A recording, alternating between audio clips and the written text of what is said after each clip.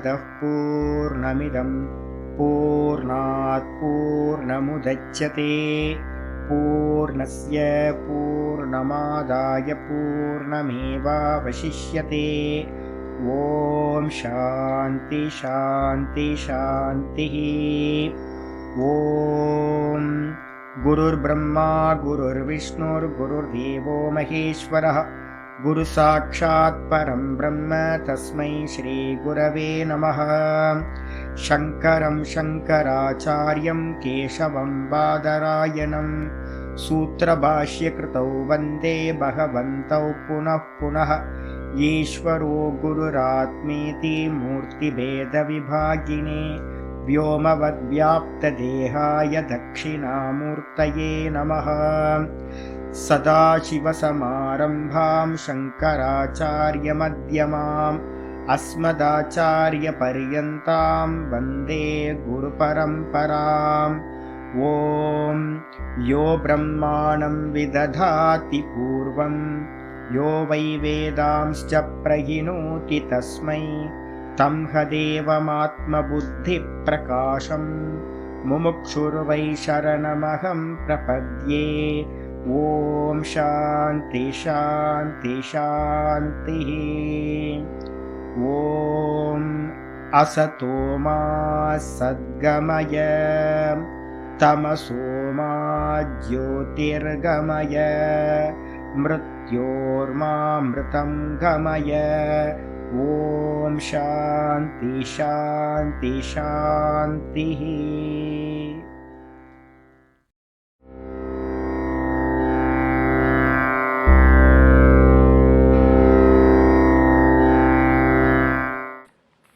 गुरुर्ब्रह्मा गुरुर्विष्णुर्गुरुर्देवो महेश्वरः गुरु साक्षात् परं ब्रह्म तस्मै श्री गुरवे नमः। ओम वंदे गुरूणां चरणारविन्दं चरणारविन्दे संदर्शित स्वात्म सुखावबोधे निःश्रेयसे जाङ्गलिकवयमाने संसारहालाहलमोघ शान्त्यै। ओम अथ நம்ம பார்த்துட்டு இருக்கிறது பார்த்தீங்கன்னா பதஞ்சலி யோக சூத்திரத்தில் 35வது சூத்திரம் பார்த்து முடிச்சிருக்கோம். 35வது பார்த்ததுக்கு பிறகு 36வது சூத்திரம் இன்னைக்கு ஆரம்பிக்கணும். அப்போ 36வது சூத்திரத்தில் ஆரம்பிக்கிறார். விஷோகாவா ஜோதிஷ்மதி விஷோகாவா ஜோதிஷ்மதி விஷோகாவா ஜோதிஷ்மதி விஷோகாவா ஜோதிஷ்மதி. இது எத்தனாவது உபாசனை? நம்பர் போட்டுக்கிட்டே வந்திருக்கீங்களா? இது என்னெல்லாம் பார்த்தோம்? ஃபஸ்ட்டு ஓங்காரம். ஓங்கார உபாசனை பார்த்தீங்கன்னா 23லேருந்து 32 வரைக்கும் ஓங்கார உபாசனை 1. அதுக்கப்புறம் 33வது சூத்திரத்தில் பாவனா சொல்லிச்சு. பாவனையை கணக்கில் கொண்டு வராதிங்க. அதுக்கப்புறம் 34வது சூத்திரத்தில் பிராணாயாமம் சொல்லப்பட்டது. அப்போ பிராணாயாமம் 2வது. அதுக்கப்புறம் விஷயவதி வா பிரவருத்தி உட்பன்னா மனசக ஸ்திதி நிபந்தினி, இது 3வது. இப்போ நம்ம பார்க்க போகிறது 4வது. அப்போ 4வது உபாசனா பார்த்தீங்கன்னா சொல்லப்பட்டிருக்கு விஷோகாவா ஜோதிஷ்மதி.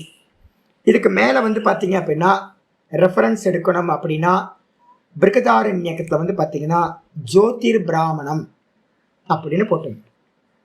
அதுக்கப்புறம் ஆச்சாரியரோட கிரந்தம் பார்த்தீங்கன்னா ஏக ஸ்லோகி. யாருக்காவது வேணும் அப்படின்னா பிளேலிஸ்ட்டில் யூடியூப்பில் பார்த்தீங்கன்னா பிளேலிஸ்ட்டில் போய் ஏக ஸ்லோகி அப்படின்னு ஒன்று இருக்குது, அதை பார்த்துக்குங்க. இந்த ரெண்டும் பிரதானமாக பார்த்தீங்கன்னா இருக்குது. முண்டகோபனிஷத்துலையும் கட்டோபனிஷத்துலையும் பார்த்தீங்கன்னா மந்திரம் இருக்குது. இதை பற்றின மந்திரம் இருக்குது. மந்திரத்திலலாம் படித்து காட்டுறேன் இருக்குது. விஷோகான்றதுக்கு அர்த்தம் என்ன அப்படின்னா விகத சோகா விஷோகா. விகத வி ஃபார் விகத. விகத சோகம் பார்த்தீங்கன்னா என்னது? சோக்கம் இல்லாத. என்ன தலைப்பு? சோக்கம் இல்லாதது.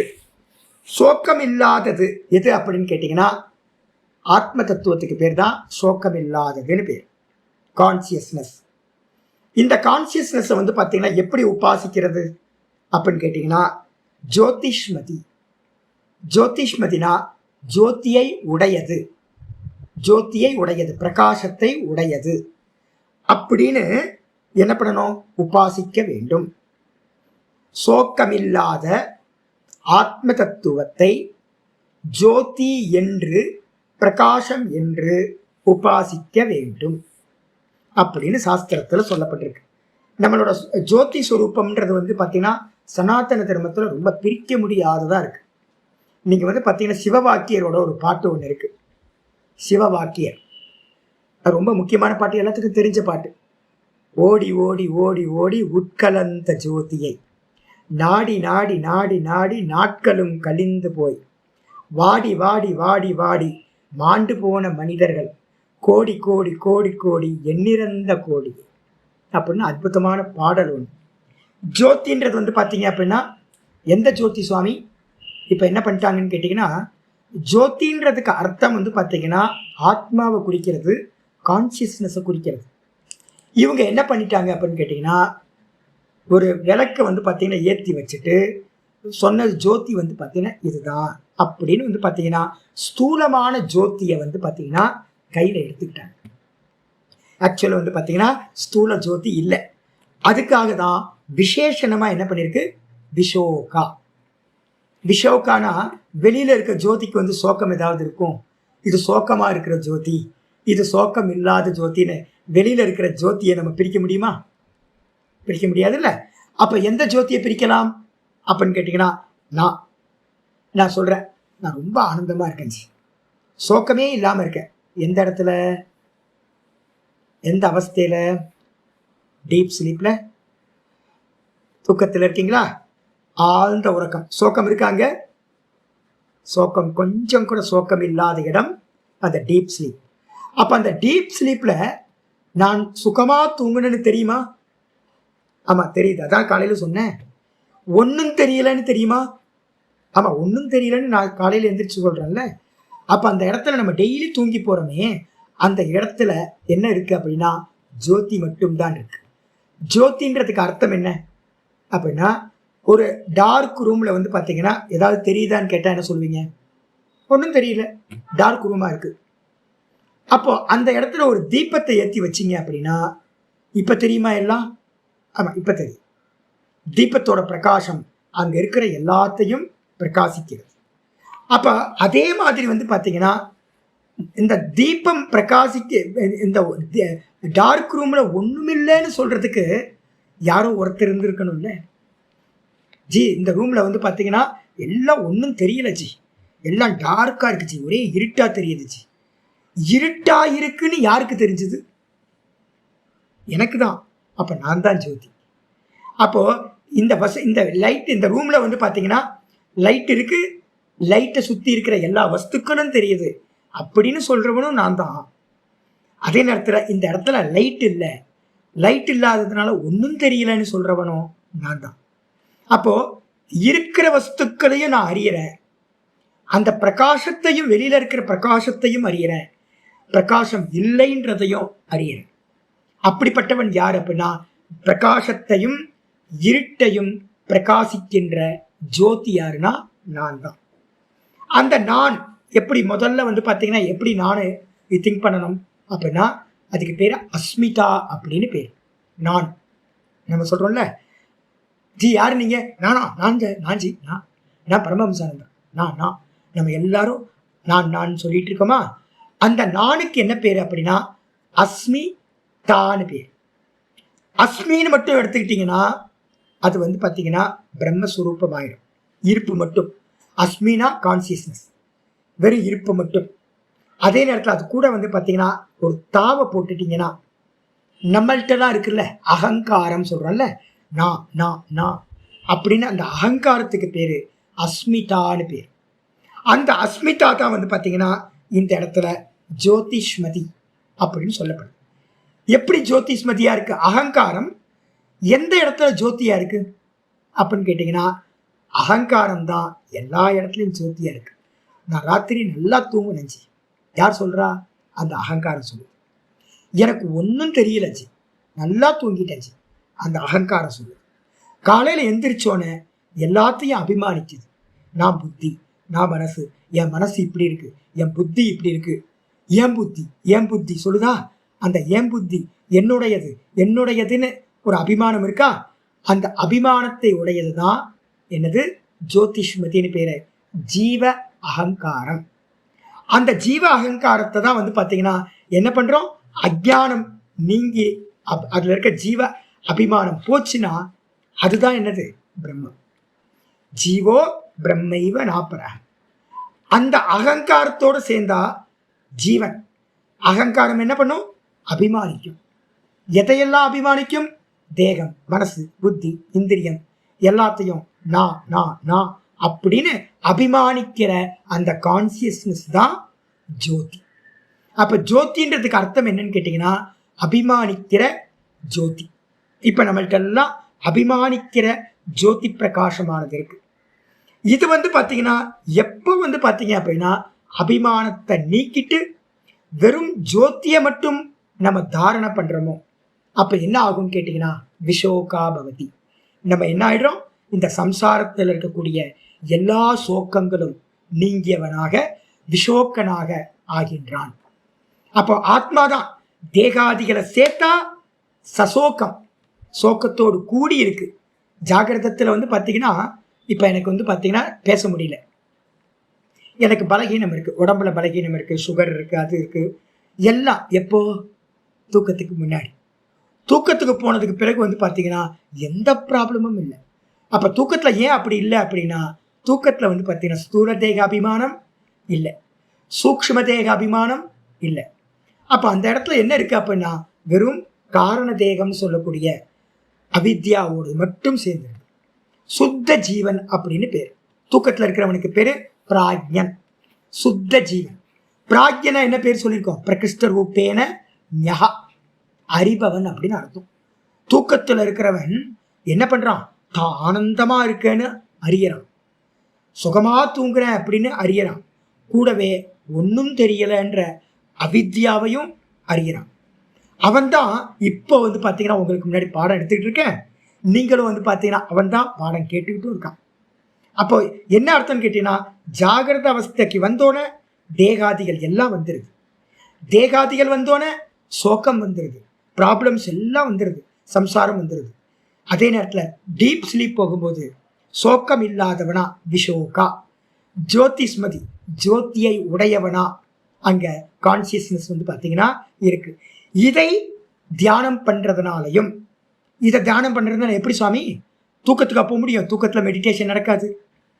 அப்போ பாத்தீங்கன்னா இப்பவே இந்த சமயத்துல கண்ணை மூடி உட்கார்ந்துக்கிட்டு நம்ம என்ன பண்ணணும், நான் தேகமில்லை, நான் மனசில்லை, நான் புத்தி இல்லை, நான் இந்திரியங்கள் இல்லை, நான் வெறும் கான்சியஸ்னஸ் அப்படின்னு வெறும் உணர்வு மாத்திரமா, வெறும் அறிவு மாத்திரமா இருக்கிற அந்த நானை தியானம் செய்வதனாலும் கூட என்ன நடக்கும் சுவாமி அப்படின்னு கேட்டீங்கன்னா மனசக ஸ்திதி நிபந்தினி.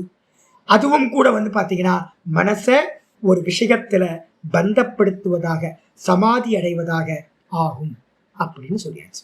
இதுக்கு பாத்தீங்கன்னா மேல போட்டுங்க, ஜோதின்றதுக்கு அர்த்தம் இண்டிவிஜுவல் கான்சியஸ்னஸ். கான்சியஸ்னஸ் தான் ஜோதி. இப்ப திருவண்ணாமலையில பாத்தீங்கன்னா ஜோதி பார்க்கறது அப்படின்னு நம்ம சொல்றோம்ல, ஜோதிலாம் பாத்தீங்கன்னா நம்ம நினைச்சுக்கிட்டு இருக்கோம் ஜோதினா இது அப்படின்னு. ஜோதிலாம் இது இல்லைங்க. ஜோதி வாஸ்தவத்துல இதுனா வெளியில திருவண்ணாமலையில ஜோதி ஏத்தியாச்சுன்னு யாருக்கு தெரியுது, எனக்கு தெரியுது இல்ல, நான் தானே பார்க்குறேன். அப்ப ஜோதி இன்னும் ஏத்தல, ஜோதி ஏத்திட்டாங்க அப்படின்னு 5:45 காத்துக்கிட்டு இருக்கேன். ஜோதி ஏத்திட்டாங்களான்னு 6 மணிக்கு ஜோதி ஏத்தணும்னு சொல்றேன். ஜோதி ஏத்தியாச்சு. அப்ப அந்த ஜோதியையும் பிரகாசிக்கிறவன் யார் அப்படின்னா நான் தான். அந்த நான் தான் பாத்தீங்கன்னா ஜோதி ஸ்வரூபம் அப்படின்னு சொல்லப்பட்டிருக்கு. இதுக்கு பாத்தீங்கன்னா முக்கியமான ஸ்லோகம் ஆச்சாரியரோட ஏகஸ்லோகி அப்படின்னு பேர். வள்ளலார் பாத்தீங்கன்னா ஜோதி ஜோதின்னு சொல்லிட்டு போயிட்டார். ஆனா பாத்தீங்கன்னா ஜோதினா என்னன்னே தெரியல. எல்லாரும் நம்ம என்ன பண்ணிட்டு இருக்கோம், விளக்க போட்டுக்கிட்டு இருக்கோம். வாஸ்தவத்துல விளக்கு எப்படி இருட்ட போக்கி அங்க இருக்கிற வஸ்துக்களை காட்டுகின்றதோ அதே போல ஆத்ம ஜோதியானது இந்த மொத்த லோகத்தையும் பிரகாசிக்கிறது. எப்படி பிரகாசிக்குது, இது நான் இல்லை, இது எல்லாம் பார்க்கப்படுகின்ற விஷயங்கள், நான் பார்ப்பவன் அப்படின்ற பிரகாசம் நமக்குள்ளார வரணும். அதுக்காக வந்து பார்த்தீங்கன்னா ஜோதியை வந்து பார்த்தீங்கன்னா முதல்ல ஆலம்பனம் பண்ண சொல்லியிருக்கு. இது தப்பா சுவாமி? ஜோதியை வந்து தீபத்தில் ஏற்றி ஜோதி பார்க்கறது தப்பா? தப்பு இல்லை. ஆரம்பிக்கும் போது எங்கேருந்து ஆரம்பிக்கணும்? ஸ்தூலத்திலிருந்து ஆரம்பிக்கணும். ஸ்தூலத்திலிருந்து ஆரம்பிக்கணும்னா என்ன மெத்தட் சாமி அப்படின்னு கேட்டிங்கன்னா ஏகஸ்லோகி வருது.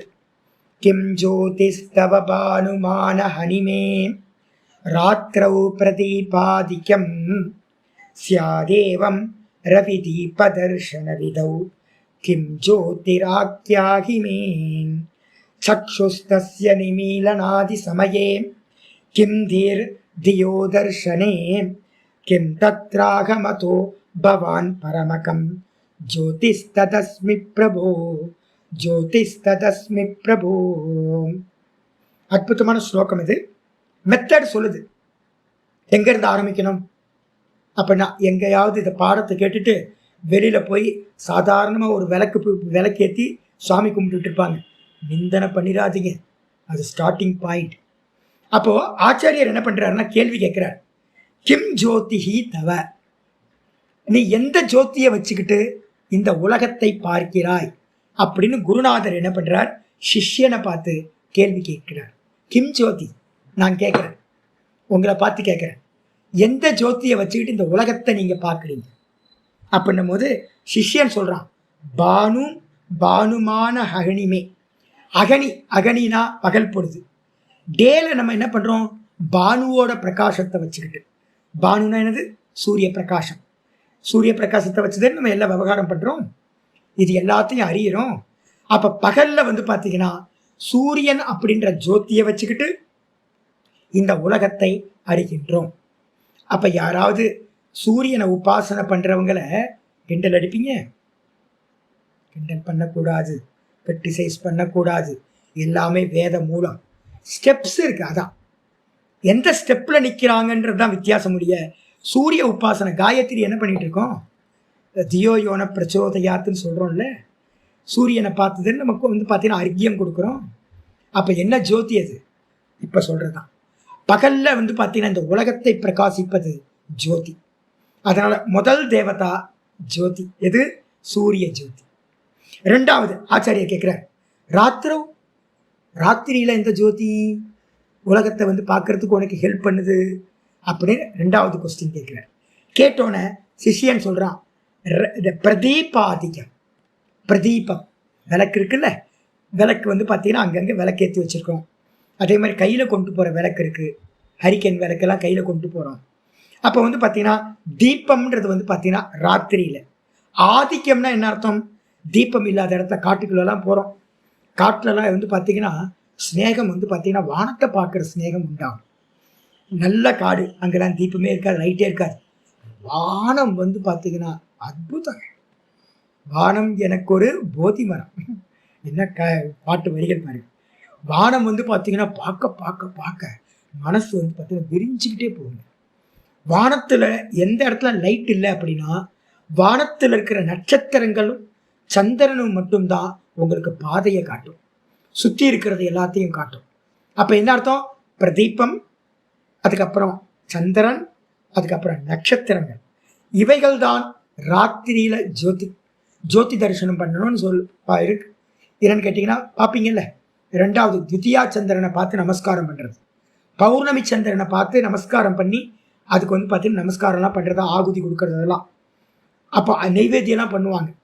அப்போ வந்து பார்த்தீங்கன்னா பௌர்ணமி சந்திரனை இது பண்ணுறது, நிறைய சந்திரனை வந்து பார்த்தீங்கன்னா விசித்திரமான சந்திரனை தரிசனம் பண்ணுறதுலாம் இருக்குது. சதுர்தசி சந்திரனை நமஸ்காரம் பண்ணுறது, துதியா சந்திரன் நமஸ்காரம் பண்ணுறது, இதெல்லாம் வந்து பார்த்தீங்கன்னா பாரம்பரியத்தில் வச்சிருக்கு. அப்போ சந்திர தரிசனம் அதே மாதிரி வந்து பார்த்தீங்கன்னா என்ன பண்ணுறோம்? நட்சத்திரங்களை பார்க்குறோம். அருந்ததி முதலிய 8 பேர் வந்து பார்த்தீங்கன்னா இவங்க இருக்காங்க ரிஷிகள். ரிஷி மண்டலத்தை வந்து பார்த்தீங்கன்னா நம்ம பார்க்குறோம். அப்போ ரிஷி மண்டலத்தை பார்க்குறதும் வந்து பார்த்தீங்கன்னா ஜோதி தரிசனம் தான். அப்போ யாரும் கிரிட்டிசைஸ் பண்ணாதீங்க. யாராவது ஜோதின்னு சொல்கிறாங்கன்னா தீபத்தையும் யாராவது நிறைய அகல் விளக்கு வச்சுருக்கோம்ல, எல்லா இடத்துலையும் கோயிலுக்கு வந்தீங்கன்னா அகல் விளக்கு தான் இருக்குது, எல்லா இடத்துலையும் போடுறாங்க. அப்போ அகல் விளக்குலாம் எதுக்கு அப்படின்னா நம்ம கான்சியஸ்னஸை புரிஞ்சுக்கிறதுக்கு முன்னாடி ஸ்டெப் பை ஸ்டெப்பாக போகிறோம். பகல்ல சூரியன், ராத்திரியில் ஜோதியது தீபம், சந்திரன், நட்சத்திரங்கள் ஆயிடுச்சு. அதுக்கப்புறம் சியாதேவம் இருக்கட்டும், அப்படியே இருக்கட்டும். ஏவம் ரவி தீப தரிசன விதோ, இந்த ரவினா பகல்ல இருக்கக்கூடிய சூரியன், தீபம், சந்திரன், நட்சத்திரம், இது எல்லாம் ஆஃப் ஆயிடுச்சு அப்படின்னா எந்த இடத்துல ஆஃப் ஆகும்? தூக்கத்தில். கண்ணை மூடி தூங்குறீங்க, தூக்கத்தில் போனோன்னே கிம் ஜோதிர் ஆத்தியாகினி, உனக்கு பார்த்தீங்கன்னா எந்த ஜோதியானது பிரகாசத்தை தந்தது? சொப்பனத்தை பார்க்குறீங்களா? சொப்பனத்தை பார்க்கும்போது லைட்டாக இருந்துச்சா இல்லை இருட்டாக இருந்துச்சா? தூங்கும் போது எப்படி தூங்குனீங்க? தூங்கும் போது எல்லா லைட்டையும் ஆஃப் பண்ணிவிட்டு, என்ன மாதிரி ஆளுக்கு 0 வாட்ஸ் பல்ப் இருந்தால் கூட பிடிக்கவே பிடிக்காது, எல்லாத்தையும் ஆஃப் பண்ணால் தான் தூக்கம் எனக்கு. அப்போ பார்த்தீங்கன்னா 0 வாட்ஸையும் ஆஃப் பண்ணியாச்சு. அப்போ சொப்பனம் மட்டும் எப்படி உங்களுக்கு தெரிஞ்சுது? சொப்பனத்தில் பார்த்தீங்கன்னா சூரியனாக இருந்துச்சு, சொப்பனத்தில் பார்த்தீங்கன்னா சந்திரனாக இருந்துச்சு. ஏன்னா எதை அறியறதா இருந்தாலும் ஒரு ஜோதி வேணுமா? எதை அறியறதா இருந்தாலும் ஜோதி வேணும், பிரகாசம் வேணும், லைட்டு வேணும். ஆனால் பார்த்தீங்கன்னா சொப்பனத்தில் சூரியனும் இல்லை, சந்திரனும் இல்லை, நட்சத்திரமும் இல்லை, எந்த தீபமும் இல்லை, டார்ச் லைட்டும் இல்லை, எதுவுமே இல்லை. ஆனால் எதுவுமே இல்லை, அப்போ எந்த ஜோதியை வச்சுக்கிட்டு, எந்த பிரகாசத்தை வச்சுக்கிட்டு நீங்கள் அந்த சொப்பனத்தில் இருக்கிற வஸ்துக்களை அறிந்தீர்கள் அப்படின்னு கேள்வி கேட்டோன்னே உடனே பார்த்தீங்கன்னா சொல்லுது, சக்ஷுஸ்தஸ்ய நிமீலனாதி சமயே, இந்த கண்கள் எல்லாம் நிமீலனம், மூடி போச்சு, கண்களை தூங்கிட்டோம், கண்களை வச்சு தானே எல்லாத்தையும் பார்த்தோம். அப்போ பார்த்தீங்கன்னா வெளியில பிரகாசம், இந்த கண்கள், இதை வச்சு தான் எல்லாத்தையும் பார்த்தோம். அப்போ இது எல்லாம் பார்த்தீங்கன்னா க்ளோஸ் ஆயிடுச்சு தூக்கத்தில். அந்த சமயத்தில் கிம் தீர், கிம் பிரகாசம், எந்த பிரகாசம்பா அப்படின்னு கேள்வி கேட்குறார். உடனே சிஷ்யன் பதில் சொல்கிறான், தீர், இந்த புத்தி இருக்குது பார்த்தீங்களா, புத்திக்குள்ளார என்ன இருக்குது? ஜோதி இருக்கு. நான் அந்த நான் என்ற ஜோதி இருக்குது பார்த்தீங்களா, ஆத்ம ஜோதின்னு பேர். அந்த ஆத்ம ஜோதி தான் என்ன பண்ணுதுன்னா தியோதர்ஷனி, அந்த ராத்திரியில் இருந்த சொப்பனத்தை எல்லாத்தையும் பிரகாசிக்கிறதா இருந்துச்சு. கிம் தத்ராகமதோ பவான் பரமகம், அந்த இடத்துலையும் இதில் பிரஷ்னோபனிஷத்து சொல்லுது, மனோதேவக சொப்பனான் பஷ்யதி, மனசுன்ற தேவன் சொப்பனத்தை பார்க்கிறான். அப்போ என்ன அர்த்தம்னு கேட்டிங்கன்னா, சொப்பனத்தை பார்க்கறதுக்கு கூட புத்தி மனசுன்னு சொல்லக்கூடிய ஒரு பிரகாசம் இருந்துச்சு. கண் இல்லை, வேற இந்திரியங்கள் இல்லை, தீபம் இல்லை, சந்திரன் இல்லை, நட்சத்திரம் இல்லை, சூரியன் இல்லை, எதுவுமே இல்லை. அப்போ சொப்பனத்தை பார்க்கறதுக்கு என்ன தேவைப்பட்டுச்சு? மனசு, மனோதேவக, மனசு இருந்துச்சு. சரி, அந்த மனசும் என்ன ஆகுது அப்படின்னு கேட்டிங்கன்னா, என்னாச்சு? இல்லாமல் போச்சு. அப்படின்னா அப்போ என்ன இருந்துச்சு? தூக்கத்தில் டீப் ஸ்லீப், சொப்பனமும் இல்லாமல் போச்சு. சொப்பனமும் இல்லாத இடத்துல எது இருந்துச்சு அப்படின்னா அகமேவ. அதான் சொல்றது, கிம் தத்ராகமதோ பவான் பரமகம் ஜோதிஸ் ததஸ்மி பிரபு. அங்கே யார் இருந்தா தூக்கத்தில்? நான் மட்டும்தான் சுவாமி இருந்தேன், நான் மட்டும்தான் இருந்தேன். எனக்கு அங்கே மனசு இல்லை, புத்தி இல்லை, கண்கள் இல்லை, சூரியன் இல்லை, சந்திரன் இல்லை, நட்சத்திரங்கள் இல்லை, தீபம் இல்லை. அப்போ இது எதுவுமே இல்லாத இடத்துல யார் இருந்தா?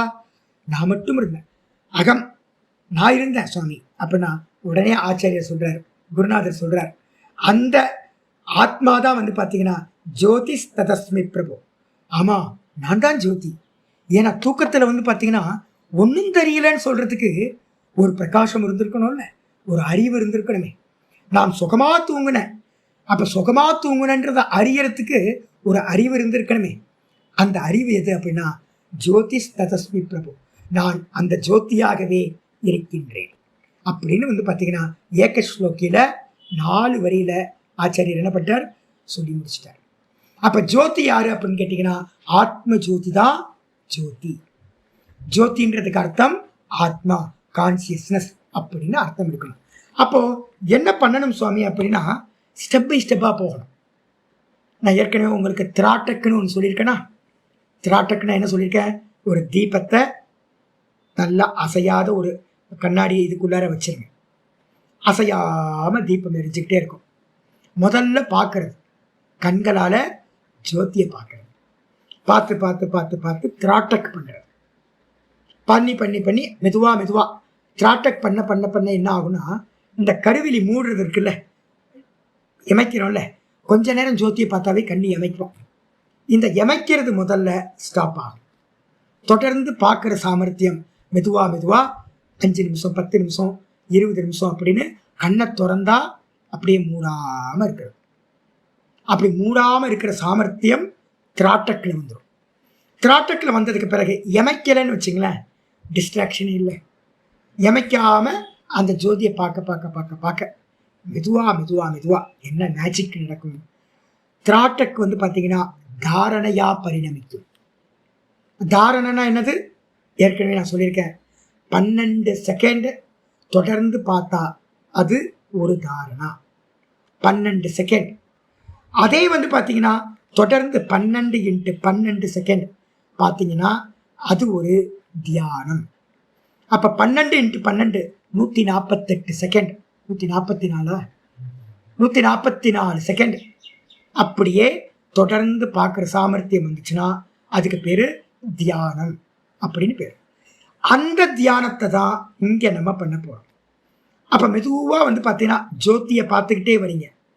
அதுக்கப்புறம் நல்ல மனசு 144 செகண்ட் தொடர்ந்து ஜோதியை பார்க்க பார்க்க பார்க்க பார்க்க அந்த ஜோதி எங்கே டிரான்ஸ்ஃபர் ஆகும் தெரியுங்களா? கண்ணை மூடினீங்கன்னா ஜோதி தெரிய ஆரம்பிச்சிடும். எங்கே ஜோதி தெரியும் சுவாமி அப்படின்னு கேட்டீங்கன்னா, வலது கண்ணில் முதல் ஜோதி இருக்கு. எங்கே இருக்கு? ரைட் சைடு ஐயில் இருக்கு. தக்ஷிணி அக்ஷ புருஷன் அப்படின்னு பேர். முதல் வெளியில் பார்த்தது ஸ்தூலம். அந்த ஸ்தூலம் வந்து பார்த்தீங்கன்னா கண்ணுக்குள்ளார தெரிய ஆரம்பிச்சது அப்படின்னா, அந்த கண்ணிலிருந்து பார்க்கிறவன், கண்ணோடு சேர்ந்து இருக்கிறவன், அவன் யார் அப்படின்னு கேட்டிங்கன்னா தக்ஷிணி அக்ஷ புருஷன். வலது கண்ணில் இருக்கின்ற புருஷன். புருஷனா யாரு? ஆத்மா. அப்போ உங்களுக்கு என்ன ஆகும்? 144 செகண்ட் அபியாசம் பண்ணி பண்ணி பண்ணி மெதுவாக கண்ணை மூடி பார்க்கணும். 144 செகண்ட் வந்ததுக்கு அப்புறம் நிறைய அபியாசம் பண்ணதுக்கு பிறகு கண்ணை மூடி பார்க்கணும். அப்படி பார்க்க பார்க்க பார்க்க கண்ணில் எப்போ வந்து ஜோதி தெரியுதோ ஃபர்ஸ்ட் கிளாஸ் வந்தாச்சு, உள்ள என்ட்ரு ஆயாச்சுன்னு அர்த்தம். நீங்கள் ஜோதி உபாசனைக்கு வந்தாச்சு, கண்ணில் ஜோதி பார்த்தாச்சு. நம்ம சொல்லுவோம்ல, ஜோதி பார்த்துட்டேன் திருவண்ணாமலைக்கு வந்தோன்னே அப்படி சொல்லுவாங்க. அதே மாதிரி வந்து பார்த்தீங்கன்னா இதில் மகர ஜோதி பார்த்துட்டேன் நம்ம சொல்கிறோம்ல, வாஸ்தவத்தில் ஜோதி எங்கே தெரியுங்களா இருக்கு? முதல் பர்சன் கண்ணில் இருக்கான். வெளியில் பார்க்கறது ஸ்தூல ஜோதி. முதல் பர்சன் கண்ணில் பார்த்துட்டீங்க அப்படின்னா அதான் ஜோதி. இந்த பிரகரணம் வந்து பார்த்தீங்கன்னா எங்கே வருது அப்படின்னா, யாராவது சாந்தோக்கிய உபனிஷத் படிச்சிருந்தீங்கன்னா தெரியும். இப்போ நான் சொல்கிறதெல்லாம் ஸ்டெப்ஸாக இருக்கிறதுனால எங்கேயும் டைரக்டாக கான்சியஸ்னஸுக்கு வந்துடாதீங்க. மூக்கு அடிபட்டு போயிடும், கீழே விழுந்து தலை அடிபட்டு போயிடும். அதனால எவ்வித காரணத்து கொண்டும் ஹை ஜம்ப் பண்ணாதீங்க. ஃபஸ்ட்டு ஸ்டெப்பு, சுவாமி இதுக்கு ரெஃபரன்ஸ் எங்கே சுவாமி எடுக்கணும் அப்படின்னு யாராவது கேட்டிங்கன்னா, ரெஃபரன்ஸ் வந்து பார்த்தீங்கன்னா சாந்தோக்கிய உபனிஷத்தில் 8வது சாப்டரில் விரோச்சன இந்திர சம்வாதம் அப்படின்னு போட்டுங்க. விரோச்சன இந்திர சம்வாதம்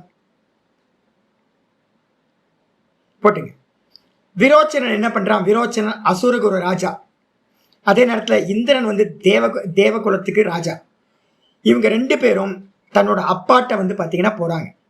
அப்பாட்ட போயிட்டு என்ன பண்ணுறாங்கன்னு கேட்டிங்கன்னா, அப்பா நீங்கள் ஒரு அனௌன்ஸ்மெண்ட் பண்ணீங்க, எவன் ஆத்மாவை அறிகின்றானோ அவன் வந்து பார்த்தீங்கன்னா மொத்தத்துக்கும் சாம்ராஜ்யபதியாக ஆகிறான் அப்படின்னு நீங்கள் அனௌன்ஸ் பண்ணியிருக்கீங்க.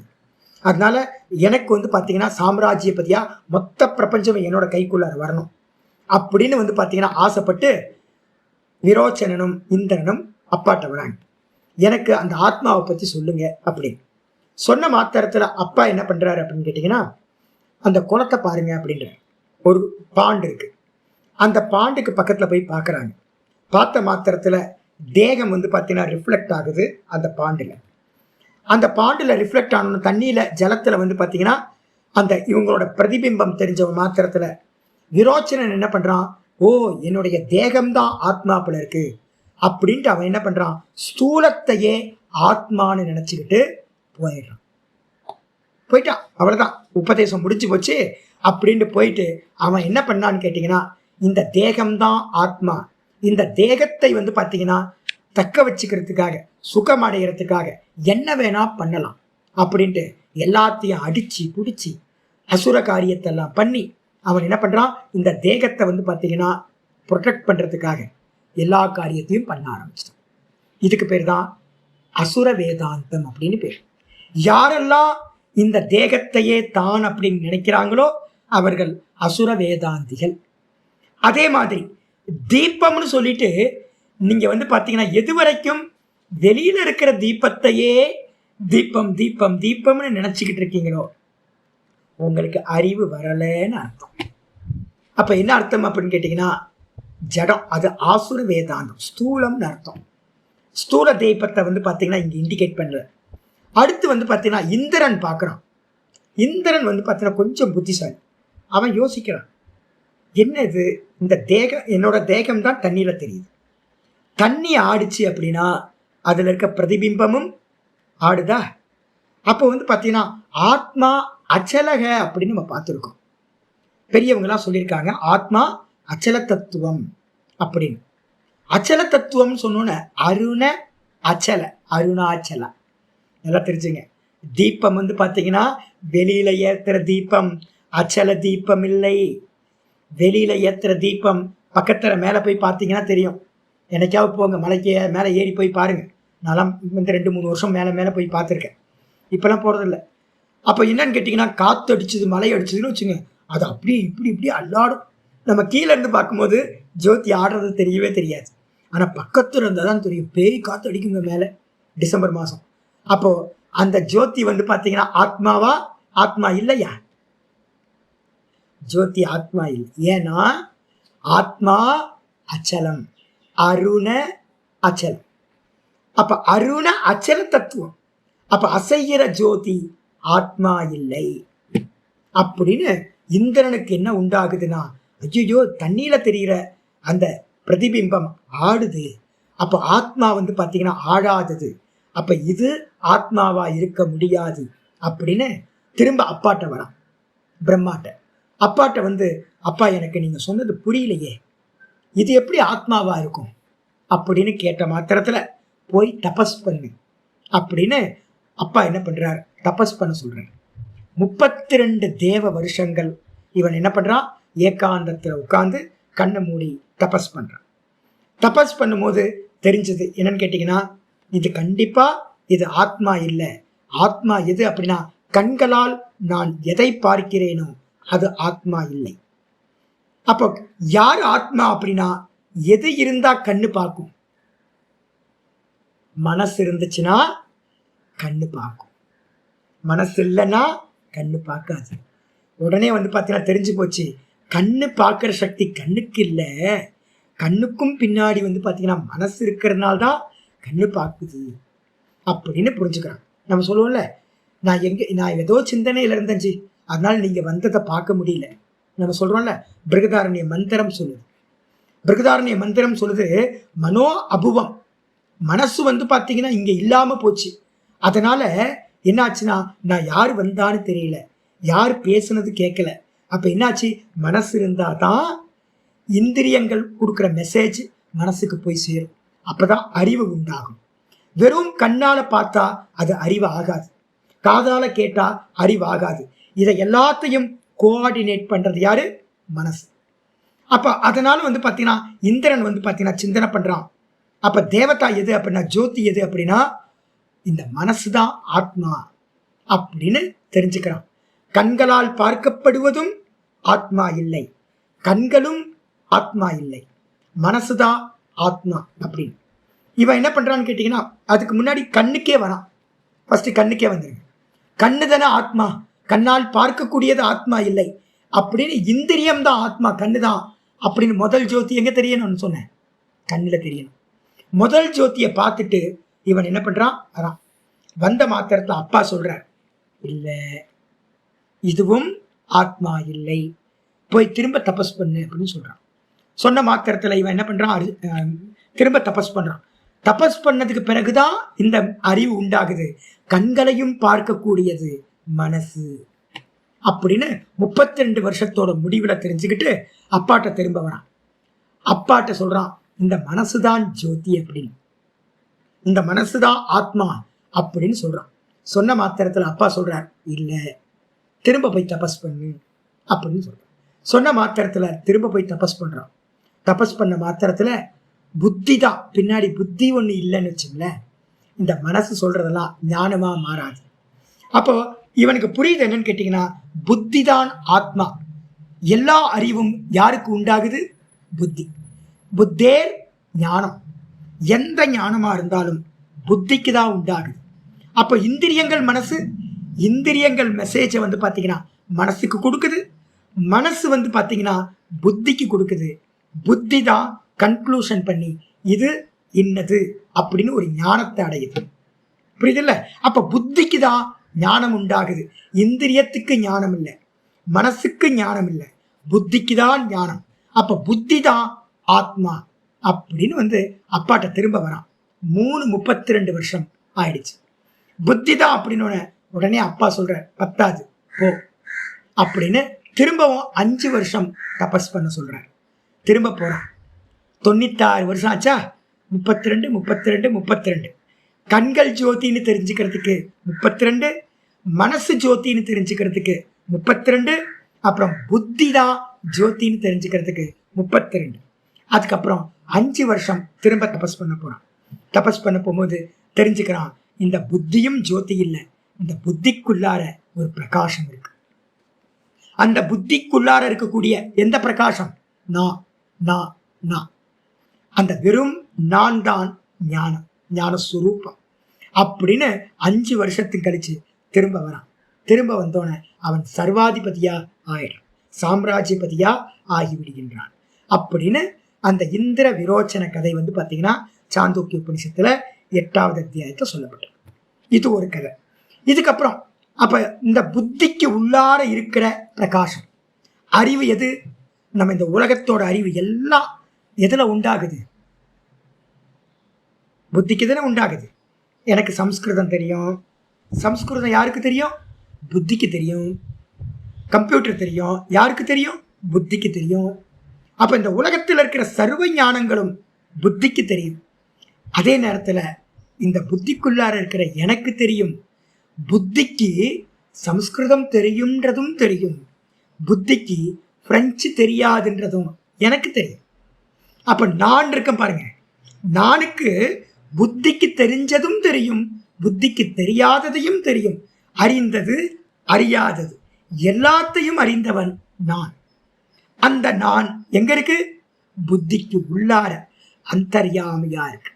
அந்த அந்தர்யாமி தான் ஏஷ ஆத்மா அந்தர்யாமி அப்படின்னு மந்திரங்கள் சொல்லுது. இதுதான் அந்தர்யாமி.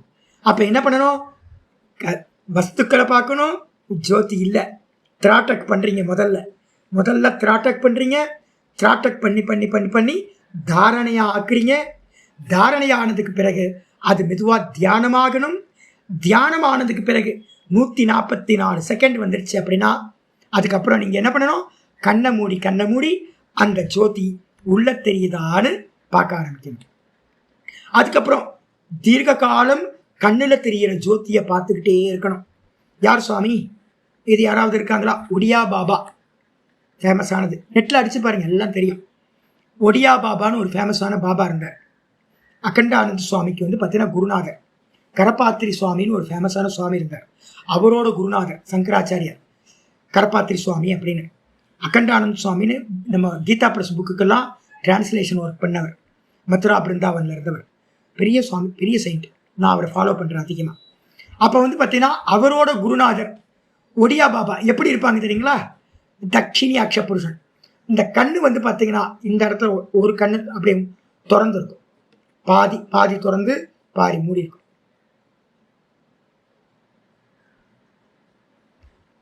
இந்த பாதி கண்ணு திறந்துருக்கும், இந்த கண்ணு ஆல்மோஸ்ட் மூடி இருக்கும்.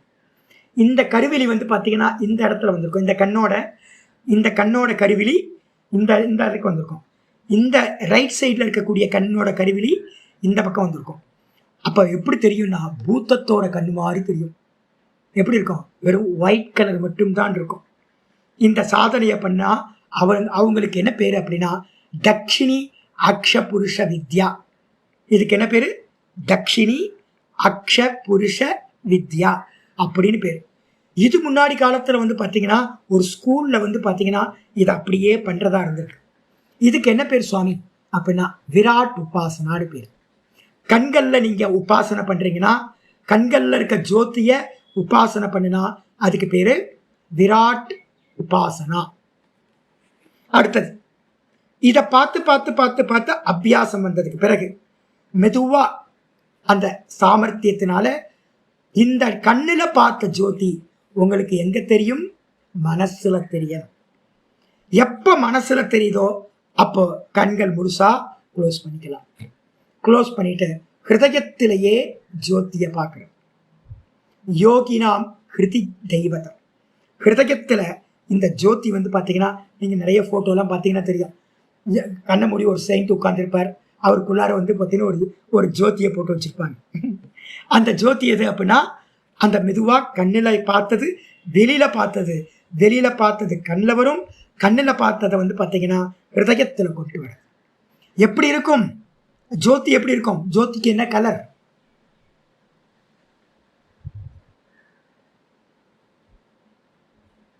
என்னன்னு கேட்டிங்கன்னா நீங்கள் வெளியில் பார்த்தீங்களா ஜோதி, ஜோதிக்கு வந்து ஒரு சுடர் மாதிரி ஒரு பிம்பம் இருக்குல்ல, இதை நீங்கள் தாரணை பண்ணி பார்த்தீங்கன்னா தெரியும். அதுக்காக தான் திராட்டக்கு அதுக்கப்புறம் தாரணா சொல்லியிருக்கேன். என்ன பண்ணிட்டாங்கன்னு கேட்டிங்கன்னா நம்ம ஆட்கள்லாம் அதான் சொல்கிறேன், டீச்சர் மூலமாக வித்யா வரணும். நிறைய பேர் என்ன பண்ணிட்டாங்கன்னா ஒரு ஜோதியை வந்து பார்த்தீங்கன்னா தீபம் இருக்குல்ல, தீப ஜோதியை வந்து பார்த்தீங்கன்னா போட்டுட்டு பிரகாசம் கொடுத்துட்டு கண்ணை மூடி உட்காந்து தியானிக்க ஆரம்பிச்சிட்டாங்க. நீங்கள் ஜோதியை திராட்டக் பண்ணினீங்கன்னா ஒரு டைமில் என்ன ஆகுனா அந்த ஃபார்ம் போயிடும். திராட்டக் பண்ண தாரணைக்கு வரும்போது ஜோதின்றது வெறும் பிரகாசம், வெறும் ஒயிட் கலர் ஸ்கிரீன் எப்படி இருக்குமோ அது மாதிரி வெறும் பிரகாசம் தெரிய ஆரம்பிச்சு. அந்த பிரகாசம் தெரிஞ்சதுக்கு பிறகுதான் அதை கண்ணில் பார்க்கணும். அதை கண்ணில் பார்க்கும்போது எப்படி இருக்கும் அப்படின்னு கேட்டீங்கன்னா, கண்ணை மூணா உங்களுக்கு எப்படி தெரியுது? இப்போ இருட்டா தெரியுதா இல்லை சாம்பல் கலரில் தெரியுதா? அப்படி தானே இருக்கும். அப்போ இந்த திராட்டக்கு தாரணை முடிச்சுட்டு வந்தவனுக்கு எப்படி தெரியும் அப்படின்னா பிளைன் ஸ்க்ரீன், ஒயிட் கலர் ஸ்க்ரீனாக பிரகாசம் எப்படி இருக்குமோ அது மாதிரி இருக்கும். அதில் இருந்து அபியாசம் பண்ணிட்டான் அப்படின்னா அடுத்த அபியாசம் வரும்போது மனோ பிரம்மேதி உபாசித. ரெண்டாவதுக்கு பேர் மனோ பிரம்மேதி உபாசித. மனசில் வந்து பார்த்தீங்கன்னா ஜோதி பார்க்கறதுன்னு பேர். வாஸ்தவ ஜோதி எங்கன்னு கேட்டிங்கன்னா உங்களுக்கு மனசுக்குள்ளார அந்த ஒயிட் கலரில் வெறும் பிரகாசம் மாத்திரமாக தெரிய ஆரம்பிச்சிருச்சுன்னா ஜோதி பார்த்துட்டீங்கச்சு. அதான் ஜோதி பார்க்கறது, மகர ஜோதி. அதுதான் ஜோதி. அதுதான் அண்ணாமலை அருணாச்சலேஸ்வரர் ஜோதி, அச்சல ஜோதி. அந்த மனசில் ஜோதி வந்துடுச்சு அப்படின்னா அதுக்கு பேர் ஹிரண்ய கர்ப்ப உபாசனம். மனசு வந்து பார்த்தீங்கன்னா சமஷ்டி மனசாக இருக்கிறது. அதில் எந்த தாட்டும் இருக்காது, வெறும் பிரகாசம் மாத்திரம் இருக்கும். எந்த நாமம் எந்த ரூபம் எதுவுமே இல்லாமல் ஃபார்ம்லெஸ்ஸாக இருக்கக்கூடிய ஜோதி இது வந்துடுச்சு. இதுக்கு அடுத்தது இதில் இருந்து அபியாசம் பண்ண மெதுவாக என்ன ஆகும்னு கேட்டிங்கன்னா புத்தி. இதில் கூட வந்து பார்த்தீங்கன்னா என்ன இருக்குன்னா, நான் தியானம் பண்ணுறவன், இது தியான வஸ்து அப்படின்னு பேதம் இருக்கும். அதுலேயும் வந்து பார்த்தீங்கன்னா நடுவில் என்ன இருக்கும், கொஞ்சம் விச்சின்னம் இருக்கும். அதுவும் நின்று போச்சு, சாலிடாக ஆயிடுச்சு அப்படின்னா அந்த ஜோதி மட்டும் இருக்கு, வேற எதுவும் இல்லை. கண்ணை மூணா ஜோதி மட்டும் தெரியுது, வேற எதுவும் தெரியல அப்படின்னா நீங்க புத்தி தத்துவத்தை அடைஞ்சாச்சுன்னு அர்த்தம். அந்த புத்தி தத்துவம் எப்படிப்பட்டதுன்னா மகத் அப்படின்னு பேர். அதுக்கு பேர் வேற டிஸ்ட்ராக்ஷன் இல்லாம வெறும் பிரகாசம் மட்டும். கண்ணை மூடி உட்கார்ந்தாச்சு, உட்கார்ந்த மாத்திரத்துல வெறும் பிரகாசம் மட்டும் தெரியுது, ஒயிட் ஸ்கிரீன் மாதிரி. அப்படி தெரிஞ்சது அப்படின்னா நீங்க மகத்தத்துவத்தை பிராப்தி பண்ணிட்டீங்கன்னு அர்த்தம். அதுக்கப்புறம் அதுலயும் இருந்து அபியாசம் பண்ண பண்ண பண்ண என்ன ஆகுனா அந்த சமஷ்டி புத்தின்னு சொல்லக்கூடிய மகத்தத்துவமும் ரிமூவ் ஆயிடும்.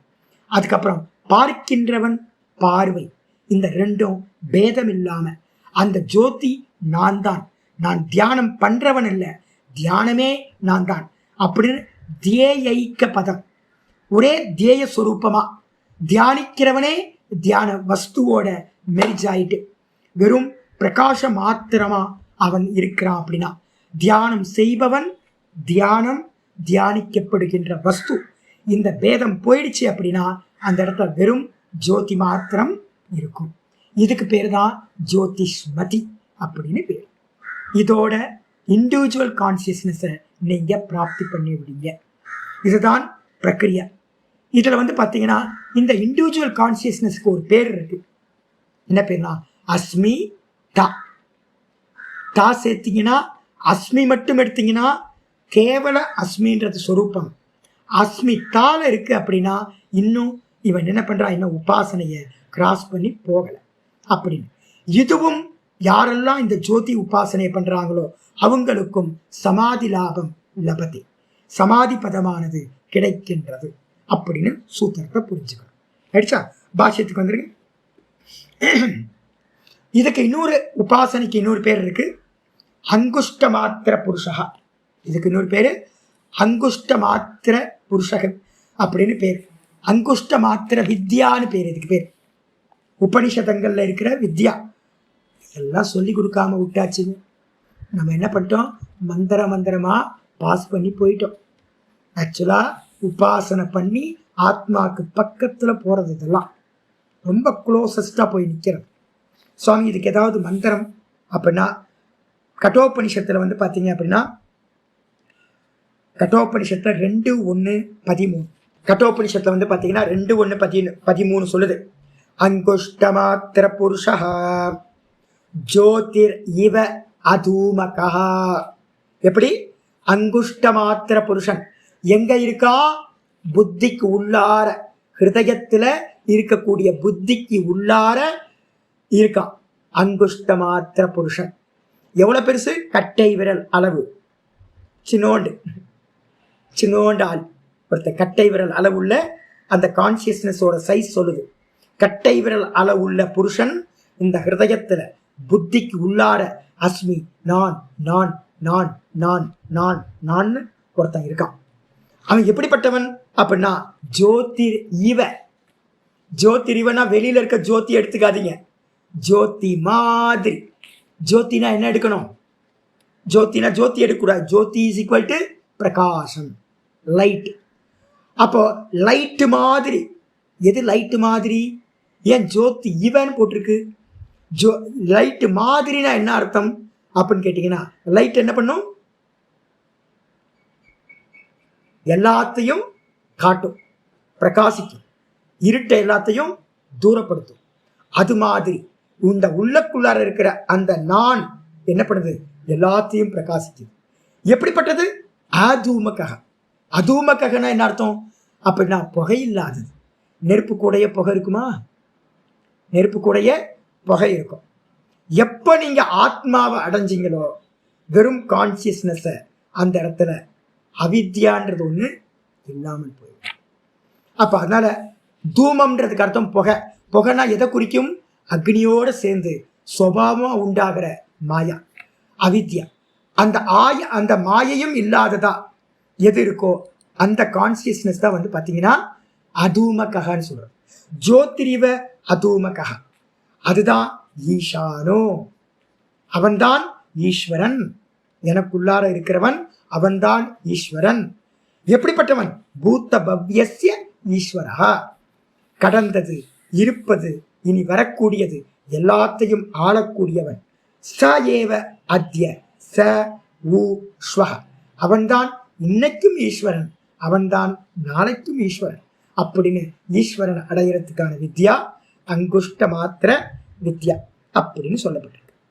ஆயிடுச்சா? இதை தான் பார்த்தீங்கன்னா நம்ம இங்க எடுக்கிறோம். வந்துருங்க ஆச்சாரியர் பாஷ்யத்துக்கு வந்துருங்க. ரெஃபரன்ஸ் ஏதாவது கொடுக்குறேன் அப்படின்னா போய் அதுக்கு டிரான்ஸ்லேஷன் என்ன இருக்குன்னு பாருங்கள். என்னோட புக்கு இருக்குது, யாராவது இருந்தால் அதை எடுத்து பார்த்துக்க. கட்டோபனிஷத் புக். பாஷ்யத்துக்கு வந்துருங்க. பிரவர்த்தி உற்பன்னா மனசக ஸ்திதி நிபந்தினி இது அனுவர்த்ததே.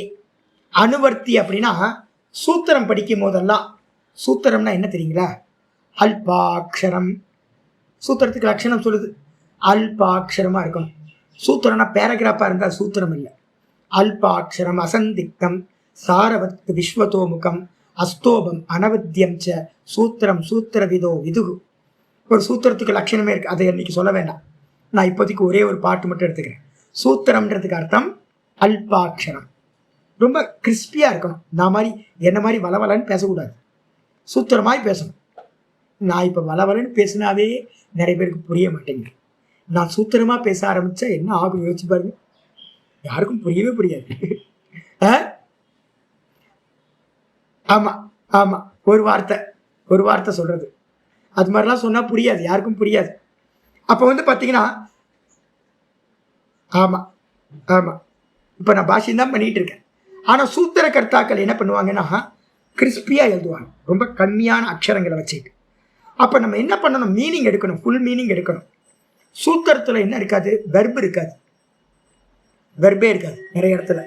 ஆனால் எந்த ஒரு பதமாக இருந்தாலும் அங்கே பார்த்தீங்கன்னா அந்த விபக்தி இது இந்த வெர்பு இருந்தால் தான் அது பார்த்தீங்கன்னா பூரணமாகும். இல்லை அப்படின்னா பூரணமாகாது. அப்போ வெறும் நவுனை வச்சுக்கிட்டு பார்த்தீங்கன்னா எதுவும் அமைக்க முடியாது. அப்போ சூத்திரத்தில் இருக்கிறத நம்ம என்ன பண்ணணும், வேற எங்கேயாவது இருக்கிற பதங்களை எடுத்து அடாப்ட் பண்ணணும். அதுக்கு பேர் என்ன பேர் அப்படின்னா, மற்ற சூத்திரங்கள்லேருந்து எடுத்தோன்னா அனுவிருத்தி அப்படின்னு பேர். அதுக்கு பேர். அப்போ எந்த சூத்திரமாக இருந்தாலும் முன்னாடி இருக்கிற பதங்களோ இல்லை பின்னாடி இருக்கிற சூத்திர பதங்களையோ எடுத்து போட்டு நம்ம ஒரு வாக்கிய மாதிரி அமைச்சு மீனிங் எடுக்கணும்.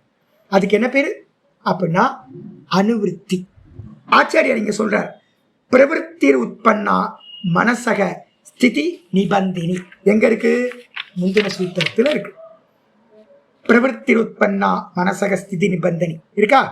அந்த பதத்தை எடுத்து இந்த சூத்திரத்தோட ஃபிட் பண்ணீங்கன்னா ஒரு மீனிங்ஃபுல் ஆகிடும். என்ன ஆகும், விஷோகாவா ஜோதிஷ்மதி பிரவருத்தி உற்பன்னா மனசக ஸ்திதி நிபந்தினி அப்படின்னு ஃபுல் ஃபார்ம் எடுக்கணும். ஆச்சாரியார் சொல்லிட்டார், அந்த விதமா எடுத்துக்கொள்ள வேண்டும். அனுவர்த்ததே. அது அப்புறம் எங்க இருக்கு இந்த ஜோதி சுவாமி? ஆச்சாரியார் சொல்றார், ஹிருதய புண்டரீகே. சொன்னல, ஹிருதய புண்டரீகம்.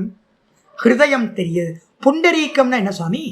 புண்டரீகம்னா என்ன அர்த்தம் அப்படின்னா தாமரை மொட்டு, மலராத தாமரை மொட்டு. நமக்கெல்லாம் எப்படி தெரியுங்களா இருக்கு, கவுந்து போய் கிடக்குது. இப்படி எப்போ ஜோதியை பார்க்குமோ, ஜோதியை பார்க்கணும். நான் சொன்னல, எப்போ நீங்கள் மனசுக்குள்ளார ஜோதி பார்க்குறீங்களோ ஜோதி பார்த்தாச்சுன்னு அர்த்தம். அந்த ஜோதி வந்தோடனே சூரியன் வந்தால் என்ன ஆகும், தாமரை மொட்டு மெதுவா மெதுவா மெதுவா நிமிர்ந்துடும். அது மாதிரி இந்த அபியாசிக்கு என்ன ஆகும்னு கேட்டிங்கன்னா, மெதுவாக கவுந்து போன தாமரை முட்டி எவ்வளோ இருக்கும் ஒரு கைக்குள்ளார. நான் அடிக்கடி பார்த்தீங்கன்னா வாரத்துக்கு 4 நாள் சுவாமிக்கு பார்த்தீங்கன்னா தாமரையை தான் கொண்டு போய் கொடுக்குறேன். ஏன்னா அம்பாளுக்கு ரொம்ப விசேஷமாச்சு, லக்ஷ்மிக்கு. அப்போ என்ன பண்ணுறது அப்படின்னா, அது எவ்வளோ பெருசு இருக்குன்னா இவ்வளோ பெருசு தான் இருக்குது, ஒரு கை முட்டி அளவு. ஹிருதயம் எவ்வளோ இருக்கும், ஒரு முஷ்டி அளவு தான் ஹிருதயம். அப்போ ஹிருதய புண்டரீகம் அப்படின்னா ஹிருதய தாமரை அப்படின்னு அர்த்தம் எடுக்கணும். அந்த ஹிருதய தாமரத்தில் தாரயத்தகனா என்ன அர்த்தம், அதான் நான் சொன்ன அங்குஷ்ட மாத்திர புருஷன். இந்த ஹிருதயத்துக்குள்ளார ஒரு சின்ன ஸ்பேஸ் இருக்கு. அந்த சின்ன ஸ்பேஸில் தகராகாசம் அப்படின்னு பேர். அதுக்கு இன்னொரு பேர் என்ன சுவாமி அப்படின்னா சிதம்பரம் சொல்றோம்ல, வெளியில சிதம்பரம் சொல்றமே, அது வாஸ்தவத்துல அதுதான் ஹிருதயத்துக்குள்ளார இருக்கிற சின்ன ஆகாசம். எப்படி பாருக்கு, கடுகளவு இருக்கான். ஷியாமா அப்படின்னு ஒரு கடுகு சொல்றோம், சின்ன அரிசி, ஷாமா அரிசின்னு பேர். அந்த சாமா அரிசி அளவுக்கு ரொம்ப சின்னதான ஒரு ஆகாசம் இருக்கு, அதுதான் ஹிருதயாகாசம் அப்படின்னு பேர். அந்த இடத்துல என்ன இருக்கு அப்படின்னா கான்சியஸ்னஸ், நான் அப்படின்னு நம்ம சொல்றோமே, அந்த நான் அந்த ஹிருதயாகாசத்துல இருக்கிறது. அவேர்னஸ் அங்கதான் இருக்கு. அந்த இடத்த வந்து பாத்தீங்கன்னா மெடிடேட் பண்றது. எப்படி மெடிடேட் பண்றது அப்படின்னா 8வது அத்தியாயம் சாந்தோக்கிய உபனிஷத்துல சொல்லுது. எப்படின்னா இந்த ஹிருதயத்தை வந்து பாத்தீங்கன்னா வர்ணனை பண்ணுது. என்ன வர்ணனை பண்ணுது அப்படின்னா, இதுதான் பிரம்மலோகம். பிரம்மம் வாசம் பண்ற இடம் பிரம்மலோகம். இந்த ஹிருதயத்துக்கு பேரு பிரம்மலோகம்னு பேரு. வெளியில மேல வந்து பாத்தீங்கன்னா 7வது லோகமா இருக்கிற பிரம்மலோகம். அங்க 2 நதிகள் ஓடுது. என்ன நதி அப்படின்னா வருணா அசி. வருணா அசி அப்படின்னு சொல்லக்கூடிய நதி ஓடுது. அந்த வருணா அசி தான் இந்த ஹிருதயத்தோட பக்கத்துல இருக்கு இடா பிங்களா அப்படின்ற நாடிகள். 3 நாடிகள் பிரதானம். அந்த 3 நாடிகளுக்கு நடுவுல அந்த இந்த சுஷும்னா நாடிக்கு மத்தியத்துல என்ன இருக்கு, இந்த ஹிருதயஸ்தானம் இருக்கு.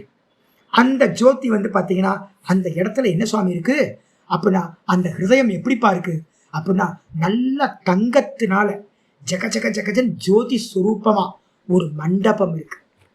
ஜோதியா மண்டபம் இருக்கு. எப்படி இருக்கும் கல்பனா பண்ணி பாருங்க. இல்லைன்னா வேலூருக்கு வந்து பார்த்தீங்கன்னா தங்க கோயிலை போய் பார்த்துட்டு வாங்க. தங்க கோயிலை போய் பார்த்தோம் அப்படின்னா, அமிர்தசரஸ்ல போய் பார்த்தோம் அப்படின்னா ஒரே ஜெகதகதன் இருக்கும். அதே மாதிரி பொன்னொழி பொருந்திய அந்த அந்த மண்டபத்துக்குள்ளார வந்து பார்த்தீங்கன்னா ஒரு புருஷன் இருக்கானாம். என்ன புருஷன்? செஞ்சடையோன். தங்கம் மாதிரி அவனோட முடியெல்லாம் வந்து பார்த்தீங்கன்னா கோல்டு கலர்ல இருக்கான். இது நம்ம சிதம்பரம் நடராஜரை வந்து கல்பனா பண்ணியிருப்பாங்க. நிறைய பேர் பாடியிருக்காங்க. எப்படி இருக்கும்?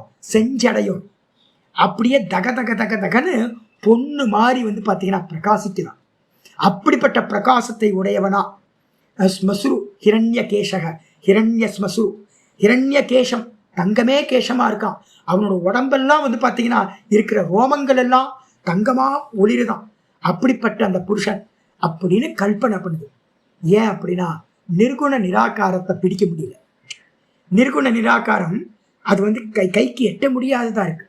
அதனால என்ன பண்றதுன்னா, முதல்ல அந்த இடத்துல ஒரு ஈஸ்வர கல்பனை பண்றது. அந்த இடத்துல ஒரு ஜோதி ஸ்வரூபமா ஒரு நடராஜர் வந்து பாத்தீங்கன்னா சிதம்பரத்துல இருக்கார். சிதம்பரம் தான் ஹிருதயம், அந்த இடத்துல இருக்கார் அப்படின்னு தியானம் பண்றது. இது சாந்தோக்கியத்துல 8வது அத்தியாயத்துல அங்குஷ்ட மாத்திர வித்யால சொல்லப்பட்டது. படிச்சா இங்க வந்துருங்க. அந்த ஹிருதய புண்டரீகத்துல முதல்ல நிர்குணத்தை தேடாதீங்க. ஏன்னா தேடுறவனே நீங்க தான். நீங்களே தேடிக்கிட்டு இருந்தீங்கன்னா அடையவே முடியாது. அப்ப என்ன பண்ணணும்னு கேட்டீங்கன்னா, சகுனமா ஒரு மூர்த்தம், நடராஜரோட மூர்த்தத்தை அந்த இடத்துல மனசுக்குள்ளார கொண்டு வர. நடராஜர் தான் ஜோதி ஸ்வரூபம். அந்த ஜோதி ஸ்வரூபமா இருக்கிற அவரை வந்து பாத்தீங்கன்னா தாரயதா, தாரணா பண்றவன். எப்படி தாரணா பண்ணணும்? வெறும் பிரகாச ஸ்வரூபமா தாரணை பண்ணி யா புத்தி சம்பித்து. எப்போது அவன் வந்து பாத்தீங்கன்னா அந்த புத்தி தத்துவத்தை ஜோதியாக அறிகின்றானோ அவனுக்கு பேரு புத்தி சம்பித்துன்னு பேரு. ஃபர்ஸ்ட் எடுத்தோன்னா புத்தி தெரியணும், ஹிருதயம் தெரியணும். ஏன்னா ஹிருதயம் தெரியாம வந்து பாத்தீங்கன்னா ஒன்றும் நடக்காது. இந்த குண்டலினி சக்தியிலலாம் பார்த்தீங்கன்னா 2 இதழ் தாமரை, 3 இதழ் தாமரை, 4 இதழ் தாமரை, 5 இதழ் தாமரை, 6 இதழ் தாமரைன்னு ஒவ்வொன்றுத்துக்கும் இத்தனை பேலட்டல் இருக்கணும் அப்படின்னு தாமரையை வர்ணனை பண்ணுது. இந்த ஹிருதய தாமரைக்கு வர்ணனை இருக்கு. அப்ப இந்த ஹிருதய தாமரையில வந்து பாத்தீங்கன்னா நமக்கு வந்து ஒரு பாவம் பண்ணி பண்ணி பண்ணி மெதுவா பாவசக்தியினால அந்த ஹிருதயத்துல வந்து முதல்ல என்ன உண்டாகும்? ஒரு நம்ம பாவிச்சது வந்து பாத்தீங்கன்னா முதல்ல வெளியில பெரியவங்க என்ன சொன்னாங்களோ அதை கல்பனா பண்ணி பாவிக்கணும். பாவிச்சு பாவிச்சு பாவிச்சு ஒரு டைம்ல என்ன ஆயிடும்னா அது நம்ம கண்ணுக்கு விசிபிள் ஆயிடும். அந்த விசிபிள் ஆயிடுச்சு அப்படின்னா அவனுக்கு பேரு புத்தி சம்பித் அப்படின்னு பேரு. புத்தியை அறிந்தவன், புத்தியை பிரத்யக்ஷம் பண்ணவன். உங்களுக்கு தெரியுமா ஹிருதயம்? யாராவது பார்த்துருக்கீங்களா? கை தூக்குங்க பார்க்கலாம். எவ்வளவு வாட்டி ஹிருதயன்னு சொல்லிட்டு இருக்கோம்ல, பார்த்ததே இல்லை. பார்க்காத ஹிருதயத்தை வந்து பார்த்தீங்கன்னா நம்ம வந்து பார்த்தீங்கன்னா பேசிக்கிட்டே இருக்கிறோம். ஹிருதயத்தை வந்து பார்த்தீங்கன்னா பிரத்யக்ஷம் பண்ணணும். அதான் ஜோதி பார்க்கறதுல முதல் ஐட்டம். அதுக்கப்புறம் அவனுக்கு வந்து பார்த்தீங்கன்னா புத்தி சத்துவம். புத்தி சத்துவம்னா என்ன அர்த்தம்? புத்தின்றது வந்து பார்த்தீங்கன்னா ஏற்கனவே சாங்கிய காரிக்கா படிச்சிருந்தீங்கன்னா தெரியும். இந்த அந்தக்கரணம் வந்து பார்த்தீங்கன்னா சத்துவ குணத்திலிருந்து உண்டானது. அதனால அந்த அந்தக்கரணத்துக்கு பேரே சத்துவம்னு சொல்லியாச்சு. அப்ப புத்தி சத்துவம்னா என்ன அர்த்தம்? சத்துவ குண பிரதானமா இருக்கிற அந்த புத்தி. சத்துவ குணம் என்ன கொடுக்கும்? ஞானம். அது எப்படி? White colour. சத்துவகுணம் வெள்ளை, ரஜோகுணம் சிவப்பு, தமோகுணம் கருப்பு. அப்போ இந்த இந்த சத்துவகுண பிரதானமா இருக்கக்கூடிய சத்துவகுணத்திலிருந்து உண்டான இந்த புத்தியானது புத்தி சத்துவம்னு சொல்றோம். அந்த புத்தி சத்துவமானது ஹி பாஸ்வரம் ஆகாச கல்பம். பாஸ்வரம்னா என்ன அர்த்தம்? பிரகாசம். அப்ப ஹிருதய தாமரையை நீங்க இது பண்ணும்போது, பிரத்யக்ஷம் பண்ணும்போது அது எப்படி இருக்கும் அப்படின்னா ஒரே பிரைட்டா இருக்கும். ஆனா தெரிஞ்சோ தெரியாமலையோ நம்ம எல்லாத்துக்குள்ளார ஏதோ ஒரு கல்பனா இருக்கு. பெரியவங்க சொன்னது. எங்கேயாவது வந்து பார்த்தீங்கன்னா சுவாமி வந்து தெரியறாருன்னு சினிமா படத்துல பார்த்தோன்னு வச்சுங்க, சுவாமியை சுத்தி என்ன பண்ணுவான்? ஒரு லைட்டை போட்டு விட்டுருவான் பிரகாசமா. ஆக்சுவலா என்னன்னு கேட்டீங்கன்னா சுவாமியே இல்லை, லைட்டு மட்டும்தான். வெறும் லைட்டு மட்டும்தான் சுவாமி. ஏன் அப்படின்னா அவர் தான் வந்து கான்சியஸ்னஸா இருக்கார். அப்ப அந்த பாஸ்வரம் அப்படின்னா என்ன அர்த்தம்? பாஸ்வரம்னா பிரகாசம், வெள்ளை நிற பிரகாசம். அது எப்படிப்பட்டது? ஆகாச கல்பம், அனந்தம்னு அர்த்தம், மகத்தத்துவம்னு அர்த்தம். அந்த இடத்துல போட்டு ஆகாச கல்பம் அப்படின்னா மகத்தத்துவம், சமஷ்டி புத்தி, ஹிரண்ய கர்ப்ப தத்துவம். அது வந்து பார்த்தீங்கன்னா உங்களுக்கு பிரத்யட்சமாயிடும். ஆனதுக்கு பிறகு தத்ர ஸ்திதி வைசாரத்யா, அந்த இடத்துல நின்று நின்று அபியாசம் பண்ணி பழகிட்டீங்க அப்படின்னா ஹிருதயஸ்தானம் தான் மோட்ச பூமியோட துவாரம். என்ன சக்கரம் அது? அநாகத சக்கரம். என்ன சப்தம்? ஓங்காரத்தோட எண்டுல நாதம். அந்த நாதம் வந்து பார்த்தீங்கன்னா அங்கே ப்ரொடியூஸ் ஆகிட்டே இருக்கும். அந்த ஒன்று சப்தத்தில் போனீங்கன்னா நாதம் கேட்பீங்க, ரூபத்தில் போனீங்கன்னா ஜோதியில் எடுத்துகிட்டு போனீங்கன்னா அங்கே பிரகாசத்தை பார்ப்பீங்க. நாதம் நாதம் சப்தம், ஜோதி வந்து பார்த்தீங்கன்னா அங்கே இருக்கக்கூடிய ஃபார்ம். அந்த ஜோதியை பார்த்தவன் அதுலேயே நின்று நின்று நின்று அபியாசம் பண்ணும்போது அதில் ஒரு நிபுணத்தன்மை வரும். அந்த நிபுணத்தன்மைக்கு பேர் வைசாரத்தியம்னு பேர்.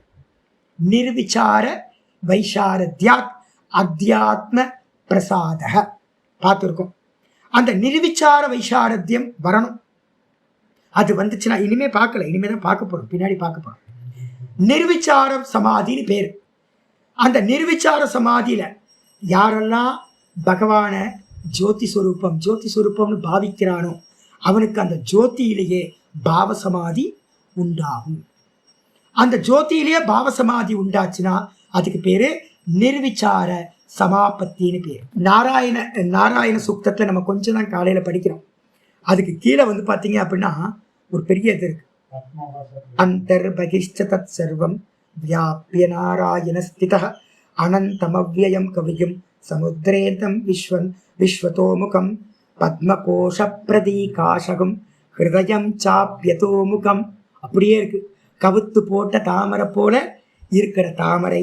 அந்த தாமரையில வந்து பாத்தீங்கன்னா எப்படி இருக்கார்? பத்மகோஷ பிரதீகாசம் ஹிருதயம் சாப்பியதோமுகம் அதோ நிஷ்டியா விதஸ்தியாந்தே நாபியாம் உபரி திஷ்டதி ஜுவாலமாலாகுலம் பாதி விஸ்வஸ்யாயதனம் மகத்து அப்படின்னு வரிசையா வந்து பார்த்தீங்கன்னா நாராயண சுக்தத்தில் நான் இப்போ சிதம்பர நடராஜர் சொல்கிறேன்ல, இதை வந்து நாராயணன் அப்படின்னு அந்த இடத்துல சொல்லப்பட்டிருக்கு. சமயம் வரப்போது நான் இதை எடுத்தால் உங்களுக்கு இது கனெக்ட் ஆகும். உங்களுக்கு நாராயண சுக்தத்தில் சொல்லப்பட்டிருக்கு. அப்போ வந்து பார்த்தீங்கன்னா அதில் யார் நின்று அபியாசம் பண்ணுறானோ அவனுக்கு என்ன ஆகும் தெரியுங்களா? நான் ஏற்கனவே சொல்லியிருக்கேன். உட்கார்ந்து அபியாசம் பண்ணுனா சார்ஜரில் போட்டு பேசுகிற மாதிரி. சார்ஜ் பண்ணிக்கிட்டு வெளியில் போய் எந்த இடத்துல வேணாலும் ஃபோனை ஆன் பண்ணி பேசுகிறோன்னா அதுக்கு பேர் பிரவருத்தி உட்பன்னான்னு பேர். அப்போது இருந்து அபியாசம் பண்ணி பண்ணி பண்ணி அது நல்ல நிபுணத்தன்மை வந்ததுக்கு பிறகு அந்த பெர்சன் எந்த இடத்துக்கு போனாலும் சுவாமியை நினைச்ச மாத்திரத்தில் அவனுக்கு என்ன உண்டாகும்? பிரகாசம் உண்டாகும். ஜோதி தரிசனம் அவனுக்கு எந்த இடத்துல வேணாலும் கிடைச்சது. அப்படி ஆச்சு அப்படின்னா பிரவೃತ್ತಿ, அப்படி பிரவருத்தி ஆகும்போது சூரிய இந்து, சூரியன்னா சூரியன், இந்துனா சந்திரன், கிரக நிறைய கிரகங்கள் இருக்கு, அது மணி நிறைய மணிகள் இருக்கு, நவரத்தின மணிகள். அது மட்டும் இல்ல, பிரபாரூபகாரேன விகல்பம். எப்படி அப்படி அப்படின்னா விகல்பதே, அவன் என்ன பண்ணுவான்னு கேட்டீங்கன்னா, எந்த இடத்துல போய் எந்த பிரகாசத்தை நினைச்சாலும் அவனுக்கு அந்த பிரகாசம் பிரத்யட்சமா ஆயிடும். போனை கொண்டுட்டு போய் எந்த இடத்துல நம்பர் அடிச்சு யார்கிட்ட வேணாலும் பேச முடியுமா? அதே மாதிரி என்ன பண்றான், தியானத்திலிருந்து வெளியில போறான். எந்த இடத்துல இருந்து எதை தியானம் பண்ணினாலும், அது சூரியனா இருக்கட்டும், சந்திரனா இருக்கட்டும், கிரகங்களா இருக்கட்டும், மணியா இருக்கட்டும், இதை எதுல பண்ணினாலும் அவனுக்கு அந்த ஜோதி ஸ்வரூப ஆக்காரேன அது பாத்தீங்கன்னா கல்பனையை அடைகிறது, அவனுக்கு முன்னாடி தோன்றுகிறது. அதுக்கப்புறம் ததா அஸ்மிதாயாம் சமாபன்னம், அந்த இடத்துல ஜோதி ஜோதி ஜோதின்னு சொல்றமே சுவாமி, அந்த ஜோதி என்ன சுவாமி அப்படின்னு கேட்டீங்கன்னா, ஜோதி வேற எதுவும் இல்லை, அஸ்மிதா. ஏன் சுவாமி அஸ்மிதான்னு சொல்லிட்டீங்க அப்படின்னா, அந்த இடத்துல புத்தி இருக்கு. அந்த இடத்துல புத்தின்ற என்ன இருக்கு, ஒரு உபாதி இருக்கு. வெறும் பியூர் கான்சியஸ்னஸ்க்கு போயிட்டீங்கன்னா அஸ்மி மட்டும்தான் இருக்கும். அஸ்மினா என்னது, இருக்கிறேன். கட்டோபனிஷத்துல ஒரு மந்திரம் இருக்கு, கட்டோபனிஷத்துல முக்கியமான மந்திரம், அஸ்தியித்யேவ உபலப்தவ்யா. இந்த ஆத்மாவை எப்படி சுவாமி அறியணும் அப்படின்னா, இருக்கிறது, வெறும் எக்ஸிஸ்டா மட்டும்தான் ஆத்மாவை அறிய வேண்டும். அஸ்தி இது உபலப்தஸ்ய, எவன் இருக்கிறது இருக்கிறது இருக்கிறது அப்படின்னு இந்த ஆத்மாவை அறிகிறானோ அது தத்துவபாவேன சோபயதா. என்னன்னு கேட்டீங்கன்னா, ரெண்டு விதமாகும். இருக்கிறது இருக்கிறதுன்றது எனக்குள்ளார இருக்கிறேன் இருக்கிறேன் அப்படின்னு அது ஞானமா பரிணமிக்கும். அப்போ இருக்கிறது தான் உள்ள பாத்தீங்கன்னா இருக்கிறேனா அனுபூத்தியா ஆயிடும் அப்படின்னு பிருகதாரண்ய இது கட்டோபனிஷத் மந்திரம் இருக்கு. அதே மாதிரி பாத்தீங்கன்னா 18வது சாப்டர், அதுல பாத்தீங்கன்னா 55வது ஸ்லோகம் இருக்கு. பக்தியா மாமபி ஜானாதி யாவானஸ்ச தத்துவதக அப்படின்னு ஒரு மந்திரம். பாஷ்யத்தை எடுத்து பார்த்தீங்கன்னா தெரியும். உபாதியோடு சேர்ந்து இருக்கும்போது இருக்கிறது, உபாதி இல்லாம எடுத்துட்டீங்கன்னா இருக்கிறேன் அப்படின்னு அனுபூதி ஆகும். அப்போ இந்த இடத்துல ஆச்சாரியர் சொல்றார், ததா அஸ்மிதாயாம் சமாபன்னம். அந்த இடத்துல ஜோதியை பார்த்து பார்த்து நம்ம நிக்கிறோம்னு வச்சுங்க, அந்த ஜோதிக்கு என்ன பேரு அப்படின்னா அஸ்மிதா அப்படின்னு பேர். சூத்திரத்துல இருக்கா, ஜோதிஷ்மதி. ஜோதிஷ்மதி அப்படின்னு என்ன அர்த்தம், ஜோதி இல்லை, ஜோதியை உடையது. அப்ப என்ன அர்த்தம், கான்சியஸ்னஸை உடைய புத்தி தத்துவம். அதுக்கு பேர் என்ன பேரு, அஸ்மிதா. வெறும் கான்சியஸ்னஸ் இல்லை, இன்னும் ஸ்டெப்ஸ் இருக்கு, ஒரு ஸ்டெப்பு போகணும். அப்போ லாஸ்ட் ஃபைனல் டெஸ்டினேஷனுக்கு முன்னாடி இருக்கிற மகத்தத்துவத்தில் இருக்கக்கூடிய அனுபூதி இது. அதுல பாத்தீங்கன்னா சமாபன்னம். சமாபன்னம்னா அந்த அஸ்மிதால சமாதியை அடைந்தது. அஸ்மிதால என்ன சமாதி நடக்கும் சொல்லியிருக்கேனே, என்னது, சவித்தர்க்கம் நிர்வித்தர்க்கம் சவிச்சாரம் நிர்விச்சாரம் சானந்தம் சாஸ்மிதா இருக்கா. அந்த சாஸ்மிதா சமாதியை அடைந்த சித்தமானது சவிகல்ப சமாதியில லாஸ்ட் அகங்கார தத்துவத்துல நடக்கக்கூடிய சமாதி. அந்த அகங்கார தத்துவத்துல நடக்கக்கூடிய சமாதி, அதை இந்த சித்தம் அடைஞ்சிச்சு அப்படின்னா என்னாகும், நிஸ்தரங்க. நிஸ்தரங்கம்னா என்ன அர்த்தம், தரங்கம் இல்லாம, மனசுல எந்த சலனமும் இருக்காது, எல்லா சலனங்களும் நீங்கி போய்விடும். அவன் ஹிரண்ய கர்ப்ப தத்துவத்தை அடைஞ்சிட்டான்னு அர்த்தம். இப்ப நம்ம மனசுலாம் சஞ்சலமா இருக்கா, ஆனா ஹிரண்ய கர்ப்ப தத்துவம் எந்த சஞ்சலமும் இருக்காது, மகத்தத்துவம்னு பேர், அதுக்கு பேர். அதை அடைஞ்சவன் நிஸ்தரங்கம்னா கடல் அலைகள் இல்லாத கடல் மாதிரி, ரொம்ப டீப்பா. மகோ ததி கல்பம், மகோததினா சமுத்திரம் மாதிரி, ரொம்ப டீப்பான இடத்துல எப்படி கடல் அலைகள் இல்லாம ரொம்ப டீப்பான சமுத்திரம் ஆழமா அமைதியா இருக்குமோ அது மாதிரி சாந்தம், ரொம்ப சாந்தமா, எந்த சப்தமும் இல்லாம எந்த மனச்சலனமும் இல்லாம அனந்தம். அனந்தம்னா அன்லிமிட்டா இருக்கக்கூடியது. ஹிரண்ய கர்ப்ப தத்துவம் அன்லிமிட், அதனால அதுக்கு பேர் மகத்துன்னு பேரு.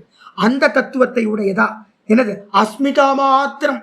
அஸ்மிதா மாத்திரம்னு அர்த்தம், நான் இருக்கேன் நான் இருக்கேன் நான் இருக்கேன் அப்படின்னு நான் இருக்கேன்றது மட்டும் இருக்கிறதா ஆகின்றது.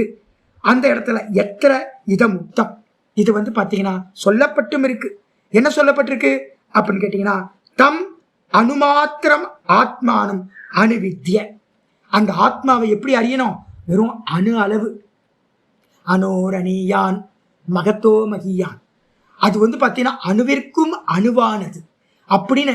அணுனா என்ன அர்த்தம்? ஹிருதயத்தில் இருக்கிற சின்ன ஆகாசத்துல, சின்னோண்டு ஆகாசம், கடுகளவு, அந்த ஆகாசத்துல, சிதாகாசத்துல இந்த கான்சியஸ்னஸ் இருக்கு.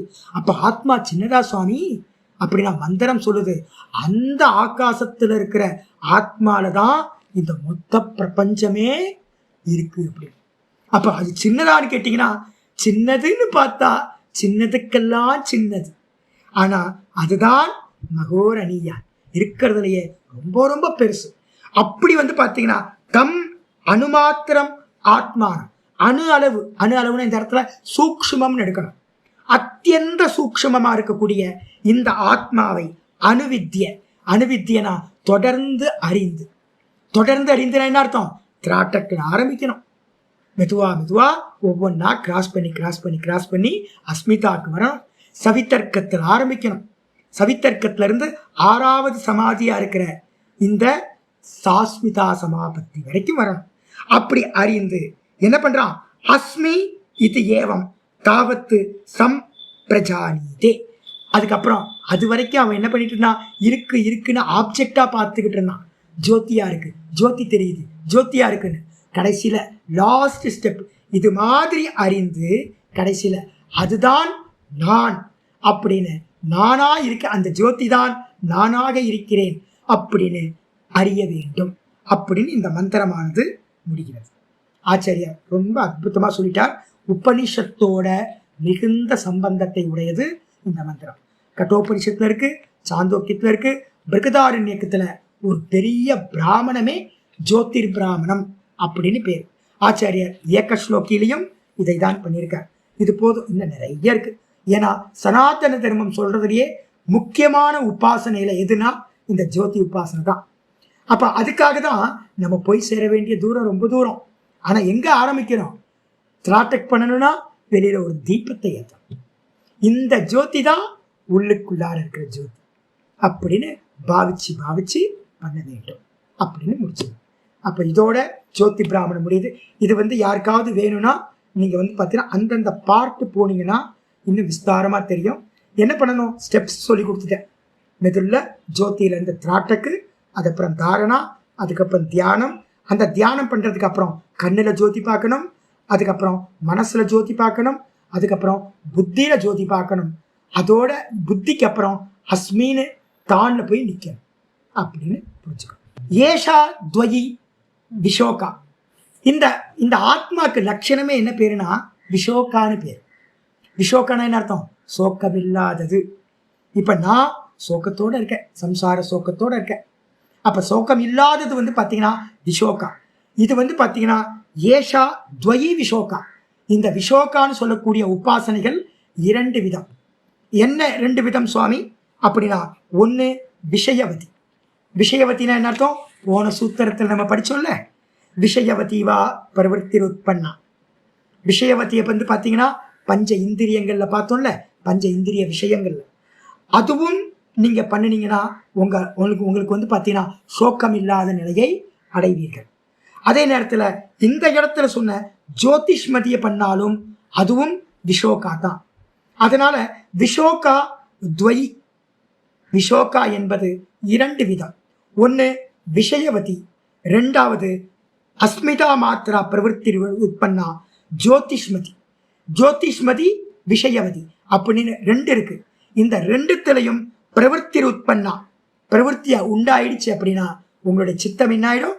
விஷோகம் ஆயிடும், சோக்கம் இல்லாததா ஆகிவிடும். அது மட்டும் இல்ல, யயா யோகினி சித்தம் ஸ்திதிபதம் லபதைதி. எதனால பார்த்தீங்கன்னா யயா, எதனால் அப்படின்னா இந்த 2 நாளையும் போன சூத்திரம், அதுக்கப்புறம் இந்த சூத்திரம், இந்த 2 நாளையும் யோகிகளோட சித்தம் ஸ்திதிபதம் சொல்லக்கூடிய நிர்விகல்ப சமாதியை அடைகின்றது அப்படின்னு தெரிந்து கொள்ள வேண்டும். அப்படின்னு முடிச்சாச்சு.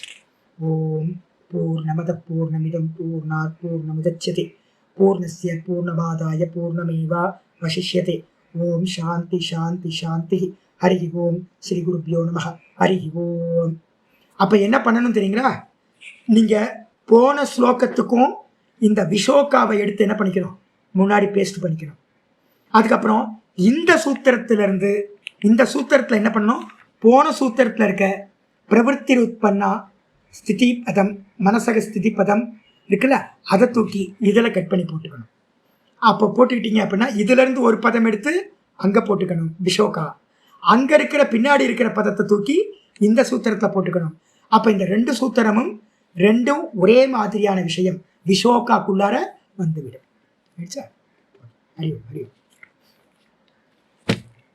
ஜி, இந்த உபாசனைகள் எல்லாம் உபனிஷதங்கள்ல இருக்கிறது. அதுக்காக தான் உங்களுக்கு நான் கொட்டேஷன் கொடுத்துக்கிட்டே வரேன். ஏன்னு கேட்டிங்கன்னா, உபாசனையை பற்றி இப்போ யாரும் பேசுகிறதே இல்லாமல் போயிட்டோம். நம்மள்கிட்ட இருக்கிற உபாசனைகள் எல்லாம் யோகத்தோட கலந்தது. உபாசனம்ன்றதுக்கு அர்த்தமே கீதாச்சாரியர் சொல்றார், உபாசனம்ன்றதுக்கு அர்த்தம் உப சமீபே ஆசனம். ரொம்ப பக்கத்தில் இருந்து அதை பார்த்தீங்கன்னா அதுக்கு பக்கத்தில் இருக்கிறதுக்கு பேர் தான் ஆசனம்னு பேர். அப்போ லட்சணம்லாம் வரப்போகுது. கீதாவில் பார்த்தீங்கன்னா லட்சணங்கள்லாம் சொல்ல போகிறார். அதனால வேதாந்தம் பார்த்தீங்கன்னா எங்கே யோகம் முடியுதோ அந்த இடத்துல அத்வைத வேதாந்தம் ஸ்டார்ட் ஆகுது. இண்டிவிஜுவல் கான்சியஸ்னஸில் கொண்டு இந்த யோகம் என்ன பண்ணும், உங்களை லேண்டு பண்ணி விட்டுரும். அந்த இடத்துல இருந்து இண்டிவிஜுவல் கான்சியஸ்னஸ் தான் பிரம்மம் அப்படின்னு தெரிஞ்சுக்கிறதுக்கு வேதாந்தம் உபயோகப்படுது அப்படின்னு புரிஞ்சுக்கணும். பார்க்கலாம். ஹரி ஓம். ஹரி ஓம்.